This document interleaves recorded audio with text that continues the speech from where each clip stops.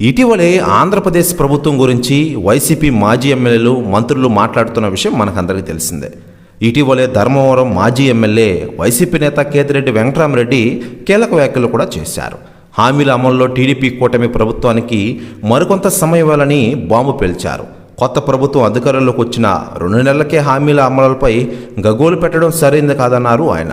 అప్పుడు అద్భుతాలు జరుగుతాయని ఆశించకూడదని కేతిరెడ్డి వెంకటరామరెడ్డి అభిప్రాయపడిన విషయం మనకందరికీ తెలిసిందే. ఆ వీడియో నెట్టింట్లో తెగ వైరల్ అవుతున్న విషయం తెలిసిందే. అయితే లేటెస్ట్గా అందుతున్న సమాచారం ప్రకారం కేతిరెడ్డి గారు చాలా రోజుల నుంచి జనసేన పార్టీలోకి పవన్ కళ్యాణ్ గారి కోసం రంగంలోకి దిగుతున్నారని న్యూస్ వైరల్ అవుతున్న విషయం తెలిసిందే. అయితే లేటెస్ట్గా అందుతున్న సమాచారం ప్రకారం కేతిరెడ్డి గారు పవన్ కళ్యాణ్ గారి ఇంటికి వెళ్తున్నారట. ప్రెస్ న్యూస్ కూడా తెగ వైరల్ అవుతుండగా దీనిపై అధికార ప్రకటన రావాల్సి ఉంది. మరోవైపు ఆయన అప్పుడే మాట్లాడుతూ అద్భుతాలన్నీ అప్పుడే జరుగుతాయని అనుకోకూడదు. ఏడాది ఆఖరి వరకు ప్రభుత్వానికి మనం సమయం ఇవ్వాలి. సంపదను సృష్టించి ఇస్తామన్నారు కదా, ఆ సంపద సృష్టించేందుకు వారికి సమయం ఇవ్వాలి. సంపదను సృష్టించిన తర్వాత హామీల అమలు గురించి అడగాలి. అలాగే ప్రభుత్వం అనేది పాలన చేయాలని కానీ వ్యాపారం చేయకూడదు.